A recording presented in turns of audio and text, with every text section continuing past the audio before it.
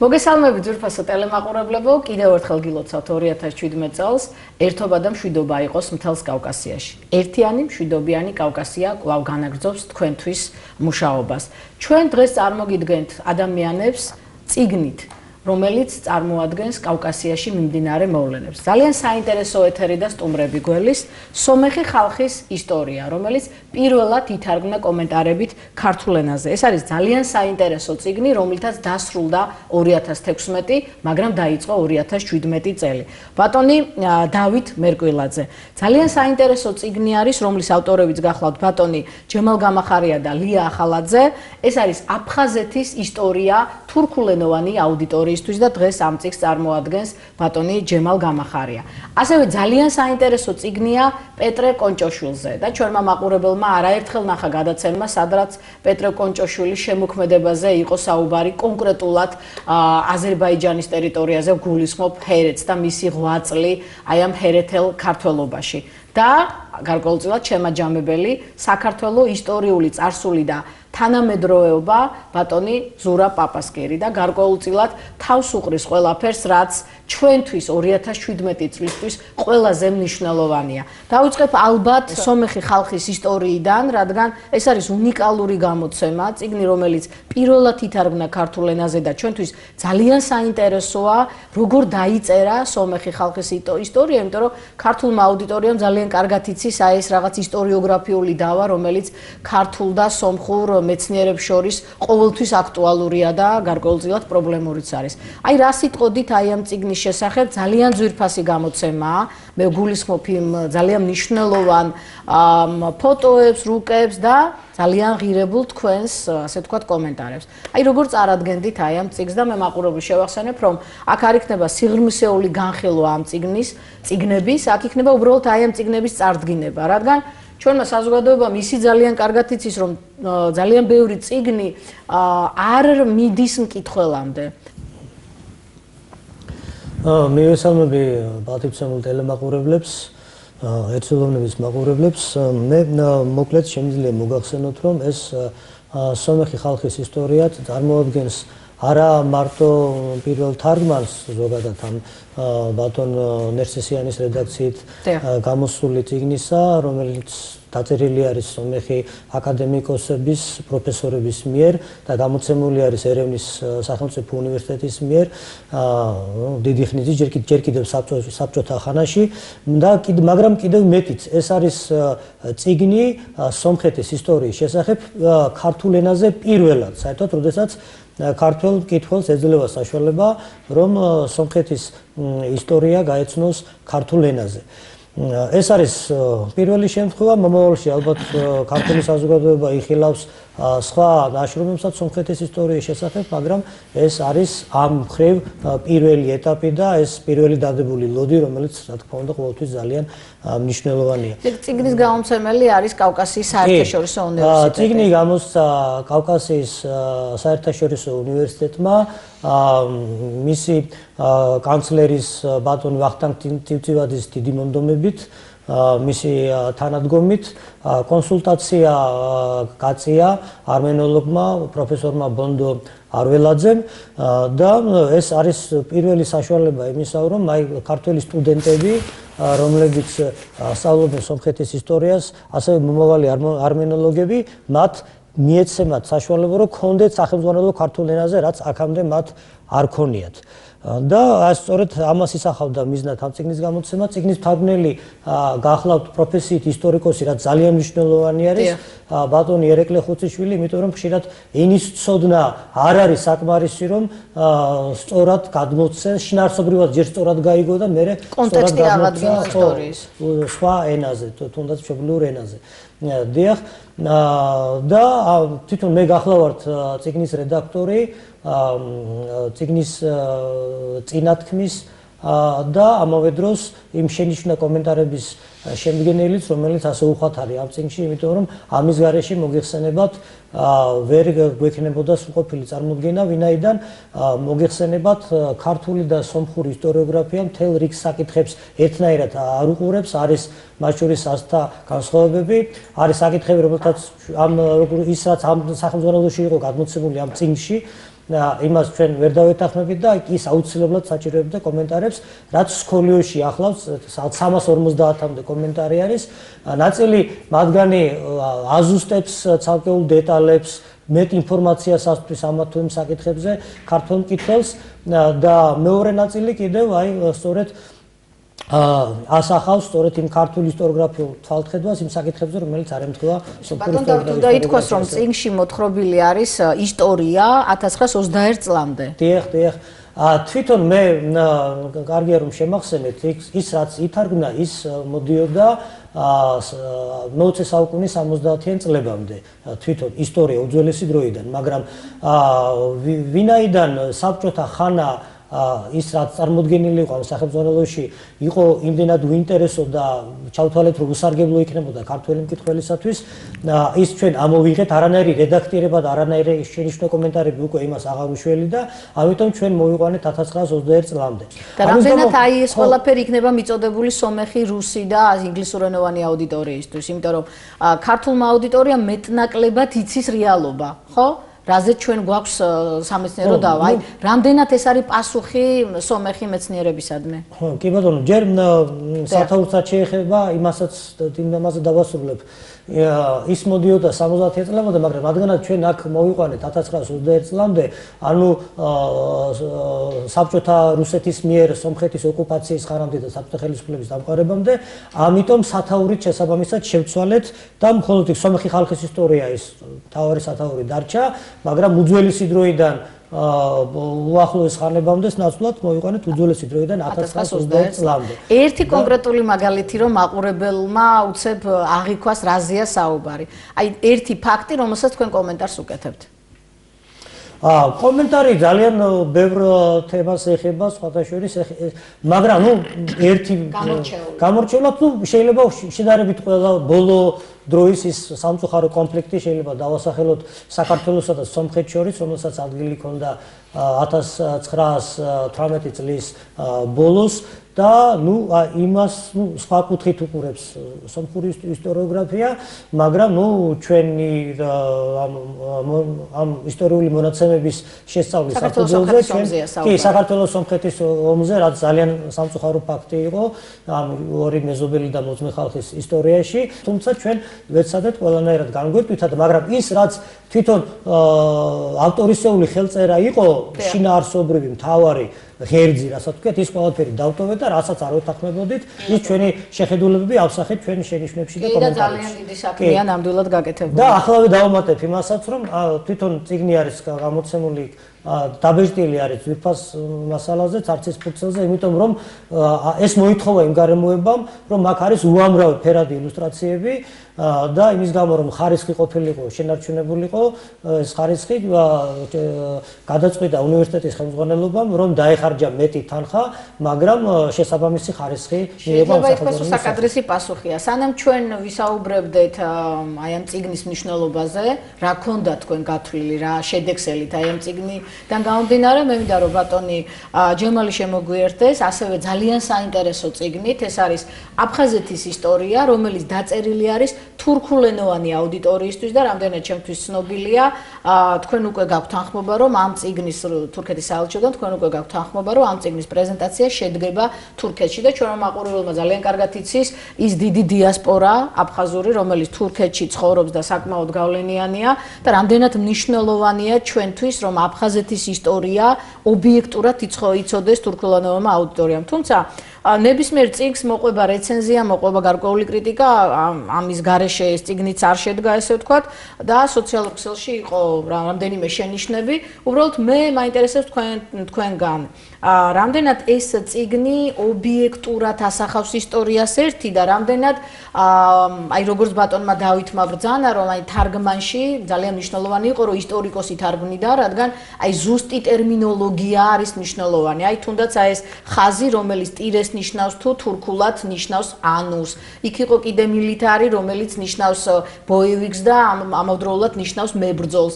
ანუ როგორ წარადგენდით თქვენ აი ამ წიგნს და გაუძლებს თუ არა ეს წიგნი დროს?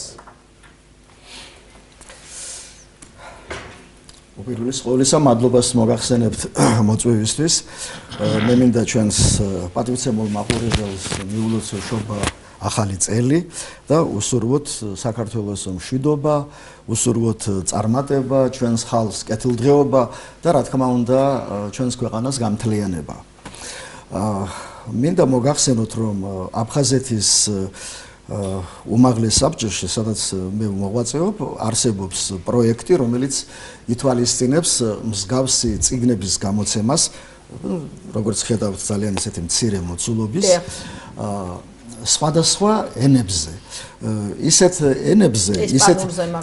ენებზე და ისეთი ქვეყნებისთვის, სადაც აფხაზეთის თემა არის აქტუალური, ისეთი ქვეყნებისთვის, რომელთა პოზიცია აფხაზეთთან დაკავშირებით ჩვენთვის არის ძალიან მნიშვნელოვანი. ჩვენ ვცდილობთ, რომ აი ამ ქვეყნის მთავრობებს, მოსახლეობას, სამეცნიერო წრეებს მივაწოდოთ ჩვენი ხედვა აფხაზეთის არა მხოლოდ ისტორიის შესახებ, არამედ ისტორია, აქ არის ისტორია, პოლიტიკა, კულტურა ერთად. და ავტორები ჩვენთან ერთად გახლავთ ქალბატონი ლია ახალაძე.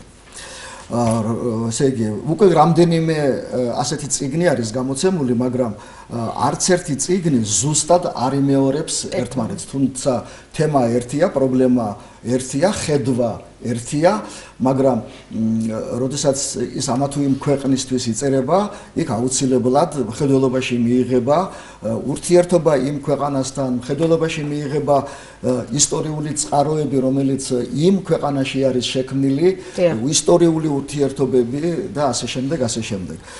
ზუსტად იგივე მოხდა თურქეთთან მიმართებაში. აქ ალბათ ყველა დამეთანხმებით იმაში, რომ თურქეთი ჩვენი უახლოესი მეზობელი და სტრატეგიული მოკავშირე გახლავთ. ერთ-ერთი ჩვენი მეგობარი ქვეყანა, რომლის პოზიციაზე დიდად არის დამოკიდებული ჩვენი ხვალინდელი დღე და ჩვენი დღევანდელიც და ჩვენი ქვეყნის გამთლიანებაც. ამიტომ ბუნებრივია ეს წიგნი არის დაწერილი თურქი ხალხისადმი, თურქეთის სახელმწიფოსადმი დიდი პატივისცემის, ასე ვთქვათ, გამოხატვით. ეს ასე იწყება პირდაპირ, რომ ჩვენი აი შესავალი, პირველი წინადადება რომ ჩვენი მოკავშირეა, მეგობარია, ამიტომ ჩვენს ინტერესებშია, რომ თურქეთის საზოგადოებამ იცოდეს ჩვენი პოზიცია და მას თავის მშობლიურ ენაზე მივაწოდოთ, როგორც ამას ეს გავაკეთეთ სხვა ქვეყნებთან დაკავშირებით. გარდა ამისა, მოგეხსენებათ, თურქეთში ძალიან დიდი კავკასიური დიასპორა, მათ შორის ქართული დიასპორა არსებობს, ამიტომ ასევე ძალიან მნიშვნელოვანია, რომ იცოდნენ, რას წარმოადგენს ეს აფხაზეთი და რა პრობლემასთან გვაქვს დღეს. იმიტომ რომ ჩვენი ისტორიოგრაფია გარკვეულწილად საბჭოთა ისტორიოგრაფიასთან დაემიჯნოს. 2015 წლის შემოდგომაზე ჩვენი დელეგაცია იმყოფებოდა ბატონ ვახტანგ ყოლბაიას ხელმძღვანელობით თურქეთში, თურქეთის რესპუბლიკაში. იქ ჰქონდა ძალიან მაღალი დონის შეხვედრები, როგორც სამთავრობო წრეებში, ასევე თურქულ საზოგადოებასთან, კავკასიურ დიასპორასთან, ქართულ დიასპორასთან, მათ შორის ქართული ხელოვნების სახლში იყო ძალიან დიდი და ძალიან ესეთი შეხვედრა, რომელიც მე ალბათ არასოდეს არ დამავიწყდება, ეს სტამბულში და აი სწორედ ამ ქართული ხელოვნების სახლის ეგიდით არის ეს წიგნი გამოცემული.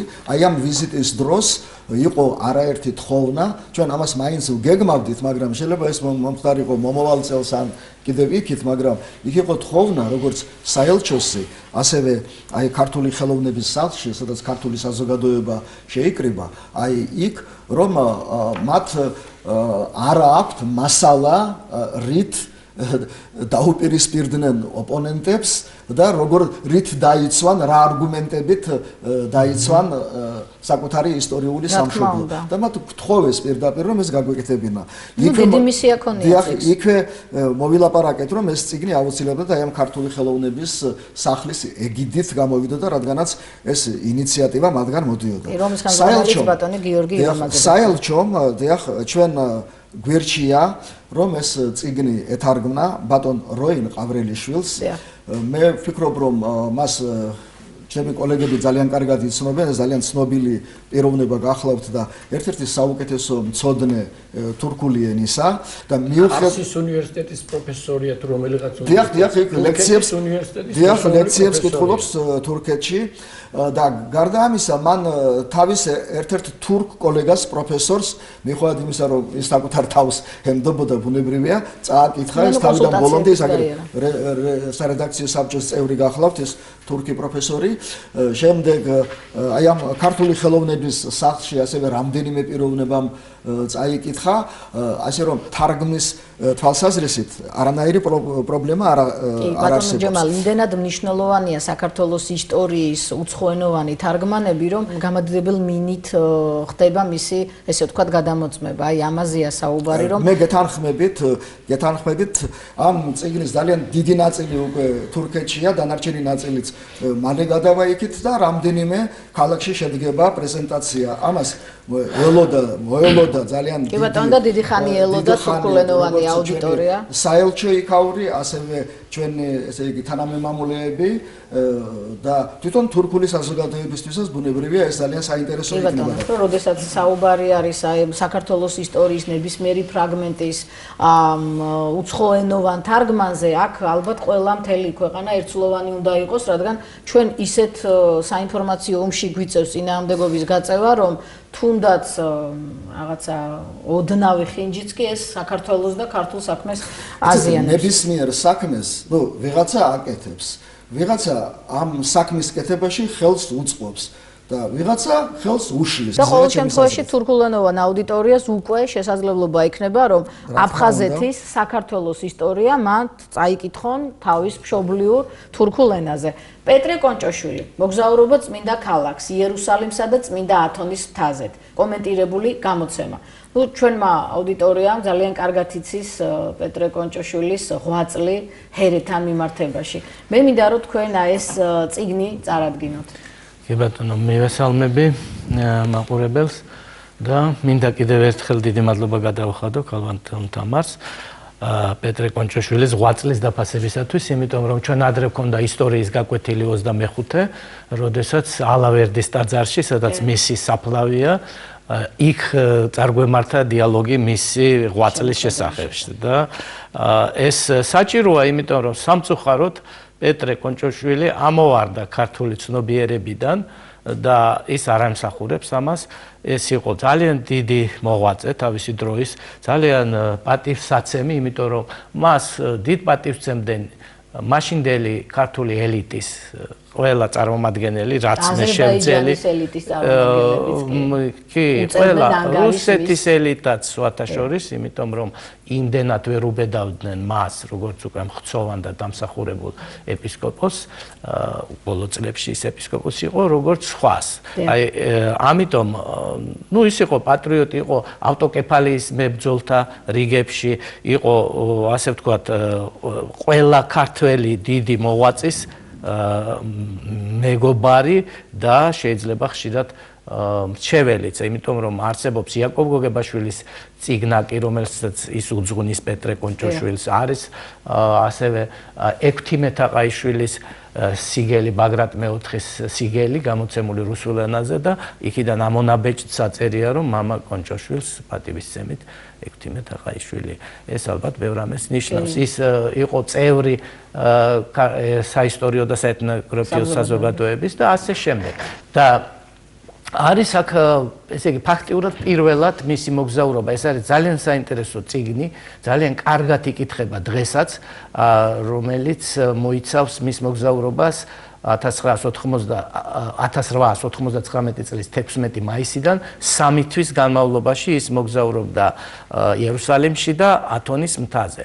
და ძალიან საინტერესოა აქვს მას თვითონ ეს მგზავრობის პროცესიც, ისე კარგად აქვს შეკრული, ვინ ხდებოდა გზაში, მაგალითად მარჯორი და ოლივერ უორდროპი შეხვდნენ და მათ რა ესაუბრა, როგორი გამოხატეს მათ ინტერესი მისი მოგზაურობისა და ქართული სიძველეების მიმართ.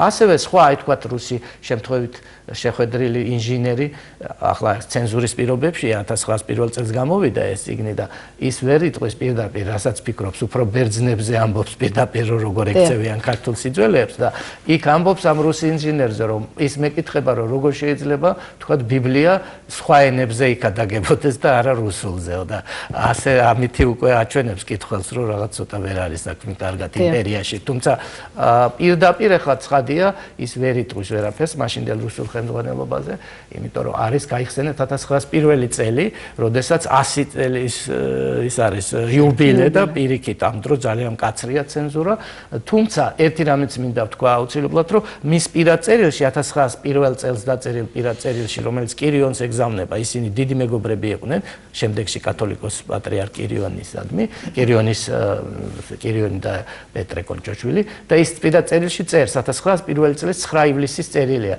და ის ამბობს ამოვიარე ძველს ანანურს მცხეთას და შორიდან თაყვანი ვეც ჩვენს ქართულ ტაძრებს ისე ვითარცა დანიელმა ბაბილონიდან იერუსალიმსა. აი ამ ფრაზაში არის მაშინდელი ცენზურა ამას ვერ გაიგებდა და რას ამბობს რომ ბაბილონში ტყვეთ იყო წაყვანილი ეს დანიელი და მართალია იქ დაწინაურდა მაგრამ ყოველთვის იერუსალიმისკენ გაღებდა პანჯარას და იერუსალიმს სცემდა თაყვანს. ეს სტრატეგიული აზროვნება მისასალმებელია. და ამით ეუბნება კირიონს რომ აი ჩვენც ასევე საპატიო ტყვეობაში ვართ. მართალია საპატიო მაგრამ ტყვეობაში ვართ და არ უნდა დავივიწყოთ სწორედ ის ჩვენი სვეტი ცხოველი და ის ჩვენი ანანური პირველ რიგში და ასე რომ აი აქ ჩანს მისი კონცეფცია და რას ფიქრობდა ის და ეხლა რაც შეეხება ამ მის მოგზაურობას დღესაც მე მგონი ძალიან საინტერესოა იმიტომ რომ ის ყველაფერს აი წმინდა ცეცხლის გადმოსვლას რომელიც ნუ დღეს ბერჯერ გვინახავს უკვე ტელევიზიით მაგრამ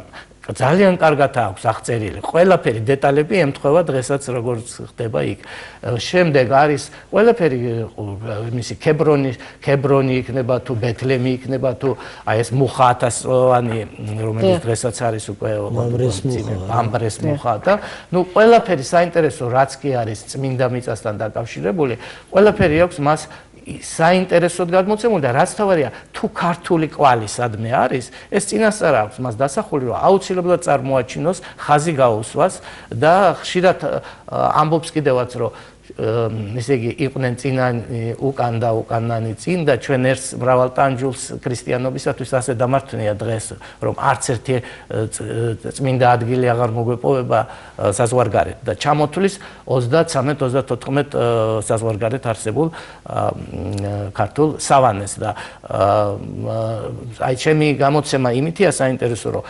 კომენტარებით ეს წიგნი არ გამოცემულა და პირველად ძალიან ვრცელი კომენტარები ერთვის აი ეს ყველა სავანეები კი ყველმე განმარტე ის სიტყვები რაც დღევანდელი თქვათ კითხველისთვის ძნელი გასაგებია მე-19 საუკუნის ენით ის იქვე ქვემოთ ამას ჩატანილია ასე რომ ორმაგად არის წარმოდგენილი ჩემი განმარტებები და კომენტარები შესავალში მისი ბიოგრაფია რა თქმა უნდა აუცილებელია და სქელყდიანი წიგნი ასევე ძალიან ძვირფასი 5 წლის განმავლობაში ნაგროვები ნაბეჭდი წერილები პუბლიკაციები ნაფიქრალი ამ ჩვენ ქვეყანაზე ქვეყნის სტრატეგიაზე აი საქართველოს როლზე ამ კავკასიაში გეოპოლიტიკაზე მეცნიერება ეხა ჩვენ 4 მეცნიერი ზის მაგიდასთან და ყველა მათგანი ფიქრობს რამდენად ეს არის საქართველოსთვის ჩვენი ქვეყნისთვის რამდენად ეს სტრატეგიულად არის გამართული და გამართლებული ბატონო ზურაბ საქართველოს ისტორიული წარსული და თანამედროვეობა აი რას მოიცავს ეს წიგნი იმიტომ რომ ყველა წიგნი რომელიც დღეს ჩვენ წარვადგინეთ ეს გამოიცა 2016 წლის ბოლოსკენ ანუ ჩვენ უკვე უნდა დავიწყოთ აი ამ წიგნების შედეგით ანალიზი ხო წიგნები ხო იმიტომ იბეჭდება რომ ადამიანებმა წაიკითხონ გარკვეული ანალიზი გაუკეთონ ამ ყველაფერს და ბევრად უფრო დახვეწონ მათი საშინაო თუ საგარეო პოლიტიკა იმიტომ რომ ისტორიოგრაფიაზეა საუბარი და იმ ისტორიოგრაფიაზე რომელიც ერთ შემთხვევაში საბჭოთა ისტორიოგრაფიას ემიჯნება მეორე შემთხვევაში სომხი ხალხის ისტორიასთან მიმართებაში საკუთარ ისტორიას იცავს ჭოშულის პიროვნებასთან დაკავშირებით ადამიანი რომელიც ამხელა ღვაწლი დადო და ის დღეს მივიწყებას ეცემა ანუ რა ხდება საქართველოს ირგვლივ კახა კვაშილაო გახლავთ რედაქტორი ეს რედაქტორ შემდგენლები ყავს ამ წიგნს რატომ იმიტომ რომ ეს წიგნი არ არის საგანგებოდ დაწერილი. ეს არის სხვადასხვა წლებში, უпростоრედ 2008-2009 წლიდან 2016-ის ჩათვლით გამოქვეყნებული ჩემი შრომების კრებული. ახლა დიდხანს ვფიქრობდი მე ეს გამეკეთებინა თუ არა და ბოლოს გადავწყვიტე მაინც გამეკეთებინა, იმიტომ რომ 1998 წელს მე გამოვეცი პირველი ამ სახის კრებული, ოღონდ ეს იყო აფხაზეთზე. აფხაზეთის საქართველო ასეთი კრებული ჩემი პუბლიკაციებისა აფხაზეთთან დაკავშირებით აფხაზეთის ისტორიაზე და თანამედროვეობაზე.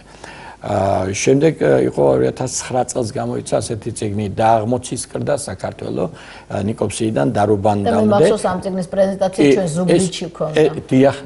ეს წიგნი მოიცავდა უკვე შრომებს 35 წლის მანძილზე საქართველოს ისტორიის, მათ შორის ესე იგი აფხაზეთზე იყო ცალკე რუბრიკა და მინდოდა 2015-ში წამოსულიყო ეს ასე ვთქვათ 5 წლის იმით ინტერვალით მე 65-ის გავხდი 2015-ში და მინდოდა ეს ერთგვარად საიუბილეოდ და ესე იგი აქ შემეტანა ყველა 2009 წლის შემდეგ გამოქვეყნებული ნაშრომები გარდა 1-2-ისა რომელიც ჩარჩა და აღარ გამოქვეყნდა იმ 2009 წლის წიგნში. რატო გავაკეთე ეს და რატო ვაკეთებ ამას? ამას არა მარტო მე ვაკეთებ, სხვაებიც აკეთებენ, ჩემი კოლეგებიც აკეთებენ, უფროსი კოლეგებიც აკეთებენ. იმიტომ რომ სხვადასხვა კრებულებში, სამეცნიერო ჟურნალებში გაფანტულია ეს წერილები და ერთიანად როცა ერთ წიგნში თავმოყრილია და გამოიცემა ხელმისაწვდომიცაა მე ეს დაიდება ინტერნეტში და ესეც კარგია ამ მხრივ და რაც მთავარია ხმნის ნამდვილად აი პირველ რიგში ეს მე გავაკეთე ჩემი სტუდენტებისათვის პირველ რიგში ეს გავაკეთე დოქტორანტების და მაგისტრანტებისათვის ყველა ესე ამაში შესულია ეს ამაში წარმოდგენილია ის თემატიკა რომელიც მე მიმყავს სოხუმის სახელმწიფო უნივერსიტეტში სოხუმის სახელმწიფო უნივერსიტეტში და მათთვის ამას ერთგვარი სახელმძღვანელოს დანიშნულებაც აქვს. ახლა რამდენიმე რუბრიკა ზუსტად გავიმეორე მე ის ასე თემატურად დავყავი ისე როგორც 2009 წლის წიგნი და იხსნება ეს ასეთი რუბრიკით ქართული სახელმწიფო და ამაში წარმოდგენილია პუბლიკაციები ესე იგი აფხაზთა სამეფოს სახელმწიფოებრივ ეროვნულ სახელმწიფოებრივ იერსახეზე ამავე დროს საქართველოს გაერთიანების პროცესში თუ ვის რა როლი ეკუთვნის აქ ესეთი სტატია არის გურანდუხ დედოფლის როლის შეფასებისათვის გამაერთიანებელ მოძრაობაში ესეც ქართული სახელმწიფოს ფორმირებას უკავშირდება და ამიტომ აქ შევიტანე ეს პუბლიკაცია და ერთი ასე ეს სრულდება ასეთი თემით ეს რუბრიკა ეს არის აფხაზური ცნობილი თეზისის სეპარატისტული თეზისის თითქოს აფხაზეთს საბჭოთა სოციალისტური რესპუბლიკა დამოუკიდებელი საქართველოსაგან ჰქონდა 1921-31 წლებში ამის შესახებ ძალიან ბევრი რამ დაიწერა 91 წლების შემდეგ სხვათა შორის მე მინდა ვისარგებლო ახლა შემთხვევით და აი ბატონი ჯემალი აგზის და ერთ-ერთი პირველი იყო ბატონი ჯემალი გამახარია როცა ჯერ კიდევ საბჭოთა პერიოდი იყო 90 წელი იყო პირველი მონოგრაფია რო გამოვიდა ბატონი ჯემალ ეს 11 ხო ნუ ზუსტად არა შესრულდა ის ერთადად 99-90 წლებში თუ როგორი სტატუსი ჰქონდა აფხაზეთს საქართველოს დემოკრატიულ რესპუბლიკაში და ამის გაგრძელება და აი ეს ამის შესახებ ძალიან ბევრი პუბლიკაცია არსებობს უკვე და ეს ჩემი პუბლიკაციაც იყო ერთგვარი გამოხმაურება იყო ძალიან ბევრი მითს ვკითხულობ სოციალურ პირველი რესპუბლიკის შესახებ ეს იქნება ჟორდანიასთან დაკავშირებით, ეს იქნება მის საქართველოსთან წასვლის ისტორიასთან დაკავშირებით, ან იმდენად შეცდომაში შეიძლება ნორჩი აუდიტორია შევიდეს, რომ ძალიან ძნელი იქნება აი ფსიქოლოგიური ჩიხიდან მათი მერე შემდგომში. შემდეგი რუბრიკა ეს არის ქართული პოლიტიკური სამყაროს საერთაშორისო არენაზე, ეს არის ჩემი ასე ვთქვათ საყვარელი პრობლემატიკა, ეს არის ჩემი მშობლიური პრობლემატიკა, ძირითადად ეს შუა საუკუნეები გახლავთ, თუმცა არის აქ სტატია, ერთი სტატია გამოვყოდი ამ ერთ სტატიას, ეს არის საქართველოს ბიზანტიას საქართველოს რუსეთი ერთი ისტორიული პარალელის გააზრებისათვის თუ როგორ გავს ესე იგი ის პოლიტიკა რასაც ბიზანტიის იმპერია მე-11 საუკუნეში ატარებდა გაერთიანებული ქართული სახელმწიფოს მიმართ და რასაც ატარებს რუსეთის იმპერია დღეს საქართველოს მიმართ. ახლა ჩვენ აქ არის ერთიანი მშვიდობიანი კავკასია ეს ფორმატი ამ გადაცემის და არ შეიძლება ხაზი არ გავუსვა კიდე ერთ პუბლიკაციას ეს არის ჩემი კრიტიკული შენიშვნები მე-12 საუკუნის საქართველოს სახელმწიფოს როლისა და ადგილის ერთი იგნორირების ერთი ფაქტის გამო რომელიც აქვს ჩვენს აზერბაიჯანელ კოლეგას რაუφ ჰუსეინზადეს თავის მონოგრაფიაში კავკასია და სელჯუკები. ისე წარმოაჩინა ჰუსეინზადემ ეს ურთიერთობები კავკასიის ადგილის და კავკასიისა და სელჯუკების ურთიერთობა თითქოს ეს იყოს მარტო აზერბაიჯანისა და სელჯუკების ურთიერთობა და თქვენ წარმოიდგინეთ ესე იგი იქამდეც კი დავიდა რომ აზერბაიჯანი გამოაცხადა სელჯუკური სამყაროს ფორპოსტად და რომ ამ აზერბაიჯანის სახელმწიფოს ვასალები იყვნენ ესე იგი იყო ვასალი საქართველოს ეკონომიკურადაც და პოლიტიკურად დამოკიდებული იყო საქართველოს მე-12 საუკუნის საქართველოს აზერბაიჯანზე ეს მაშინ როდესაც ესე იგი სწორედ საქართველოს ეგემონი ეს ამის უარყოფა რომ საქართველოს მე-12 დავითისა და თამარის საფაქე ეგემონი საერთო კავკასიური მასშტაბით ეს ამიტომ ახალი ტერმინი გვიძე ხა ვაშინგტონში კონდეს მოსუნება კარგი იქნება მე პაქს გეორგიკა იყო სწორედ ამ დროს როგორც პაქს რომანა ანუ ქართული მშვიდობა მე-12 საუკუნეში და ეს კარგია თუ დამკვიდრდება მე პირველად ვაშინგტონში გავაკეთე მე-12 საუკუნე ეს არის ჩვენი საუკუნე ახლა ეს არის სწორედ აი თელი კავკასია საერთო კავკასიური მასშტაბით და მშვიდობა მახლობელ აღმოსავლეთშიც წამყვანი პოლიტიკური ძალა რასაკვირველია ყველაზე მტკივნეული თემატიკა ეს არის აფხაზეთი ტკივილი ჩვენი ისტორია პოლიტიკა კულტურა იდეოლოგია ეს ეხება როგორც შუა საუკუნეებს მე-19-20 საუკუნეს ისე ეხება ესე იგი მე-20 საუკუნესაც აი გამოყოფდი აქ აფხაზეთის კონფლიქტი 20 წლის გადასახედიდან აი აქ თანამედროვე აფხაზეთის პრობლემატიკა არის წარმოჩენილი მე მაგ ასეთი წიგნი აფხაზეთი ისტორია ფალსიფიკაციის გარეშე რუსული წიგნია ესა აფხაზია ისტორია без ფალსიფიკაცია აფხაზეთი ახლა აფხაზეთი მაგ და არ მაგ საქართველოს და ეს ყველაფერი არის საქართველოს არის ისტორია აფხაზეთის შიგნითაა მოქცეული ისტორია თავისთავად ისტორია ეს არის ჩემი ფიქრები წარსულზე და თანამედროვეობაზე და ამიტომაც ესე იგი გავაკეთე ასეთი სათაური აი ეს კრავს აი რასაც ბატონი ჯემალი ამბობს თითქოს ერთიანობაში მოყავს მთელი ეს პრობლემატიკა დასანანია რომ ასეთ საინტერესო დიალოგის ფონზე დრო მიდის ძალიან ჩქარა და გადაცემას აქვს თავისი ფორმატი მაგრამ აი ხა ჩვენ საუბრობთ სახელმწიფოზე სახელმწიფოებრიობაზე 20 წლის შემდგომ გადახედილ პრობლემაზე რომელსაც უკვე სხვანაირად ხედავთ თითოეულმა თქვენთაგანმა მინდა მითხრათ რატომ იწერება წიგნი თუ კი საქართველოს ისევ იმ პრობლემების წინაშეა აი ძალიან მოკლე რეზუმით რომ გავიდეთ ფინალისკენ ზოგადად ისტორია არის გაკვეთილი ამ გაკვეთილს ჭირდება სწავლა და ჭირდება გამეორება და ეს შეიძლება მოხდეს თუ არა წიგნის საშუალებით მოგებულ პარტიასაც კი ჭადრაკში აანალიზებენ მიუხედავად იმისა რომ წარმატებით გავიდნენ შედეგს ყველა ჩვენ წარუმატებლობას თუ წარმატებას მერთმანქანას წარმატება ბევრი ქონებოდეს და ქონდა მაგრამ კიდევ უფრო მეტი ქონებოდეს და წარუმატებლობა წარსულ ჩაბარებოდეს მაგრამ ყველაფერს ჭირდება ანალიზი და ყველაფერს ჭირდება ანალიზი ჩვენი მომავალი თაობისათვის თანამედროვეობისათვის და მომავლისათვის და სწორედ აი ამას ემსახურება წიგნების გამოცემა ბატონო ჯემალ რას ელით აი ამ წიგნისგან თურქულენოვან აუდიტორიაში 2017 წელს თურქულენოვანი საზოგადოება მე დარწმუნებული ვარ ინტერესით მიიღებს ამ წიგნს და თავის მშობლიურ ენაზე გაეცნობა იმ დიდ პრობლემას, რომელსაც აფხაზეთის პრობლემა ქვია. მეც უპასუხებდი იმ შეკითხვას, რომელიც თქვენ თავიდან დასვით. განსაკუთრებით მაშინ, როდესაც სახელმწიფო აღადგენს და ხელახლა იწყებს თავისი დამოუკიდებელი სახელმწიფოს შენებლობას ამ ეტაპზე განსაკუთრებული მნიშვნელობა ენიჭება ისტორიას.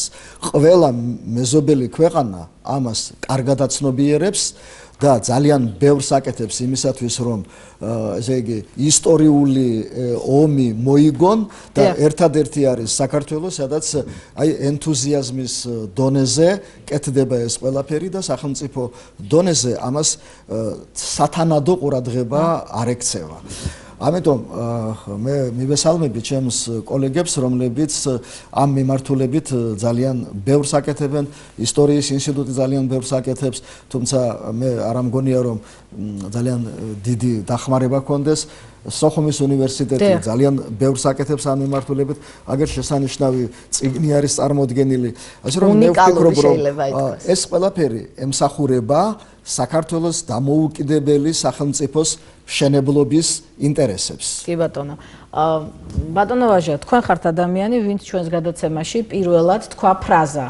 მიუხედავად იმისა, რომ ეს არის შუაგული შეგი ჩვენი ისტორიოგრაფიის მე-12 საუკუნის, მაგრამ ქართული მშვიდობა მე-12 საუკუნეში.